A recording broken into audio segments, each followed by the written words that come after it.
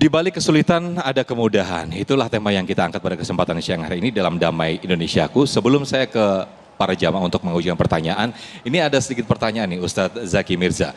Nah, ketika berkenaan dengan kemudahan, ketika kita melihat ada seseorang yang dia sering sekali mendapatkan kemudahan, padahal secara kualitas ibadah, secara kualitas bekerjanya dia biasa-biasa aja. Nah, ini berbicara ini hukum istidroj atau hukum sunatullah, karena dia sunatullah dia bekerja keras akhirnya dia mendapatkan banyak kebahagiaan ataupun kekayaan. Ini bagaimana nih Ustadz Zaki? Dia posisinya pekerja keras apa biasa-biasa aja? Biasa-biasa aja sebetulnya, tapi dia banyak sekali kemudahan. Nah, ini jatuhnya istidroj atau dia sunatullah nih Ustadz Zaki Mirza? Baik, bismillah. Saya duduk aja ya. Duduk aja karena saya yang tanya. Oke, atau abang yang mau jalan silahkan. Iya, iya.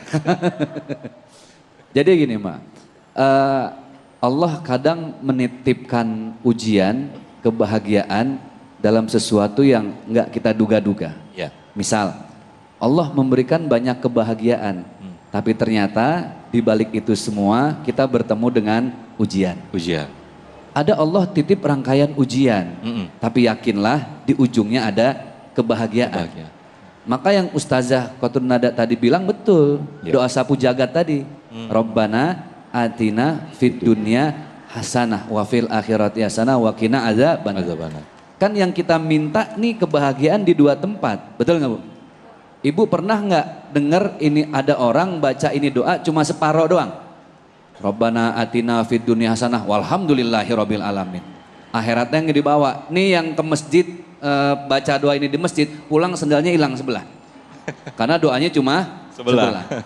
Jadi sebenarnya kan orientasi hidup seorang muslim itu hanya di akhirat. Ya. Bisa jadi ketika orang ini bukan pekerja keras, tapi Allah kasih banyak kemudahan-kemudahan, tidak ada proses belajar di balik itu semua. Yang namanya pisau itu kalau mau tajam harus diapain Bu? Diasah. Apal kalau orang dapur ya. Yang namanya kampak, nggak mungkin tuh dia bisa tajam kalau nggak diasah setiap hari. Ya. Hati, pikiran itu tidak akan bertemu dengan upgrade, bertingkat atau dia meningkat kecuali dengan Allah diuji. Maka cara berpikirnya jangan dengan kacamata kita. Allah pasti ada sesuatu di balik ujian yang Allah titip.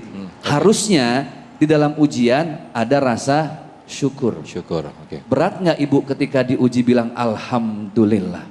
Berat. Kalau orang diuji bilangnya astagfirullah, itu biasa. Biasa, ya. Betul nggak? Okay. Diuji astagfirullah, innalillah, luar biasa.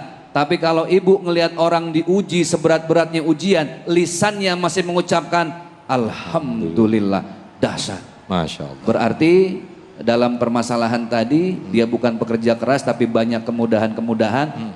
Yakinlah bahwa sesuatu itu harus kita yang menjalani dan pandai-pandai memetik hikmah di balik kemudahan atau kesusahan yang Allah titip. Dan Allah Maha tahu apa keinginan hambanya dan ukurannya sudah Allah sudah sangat tahu sekali. Baik, terima kasih Ustaz Zaki Mirza atas jawabannya.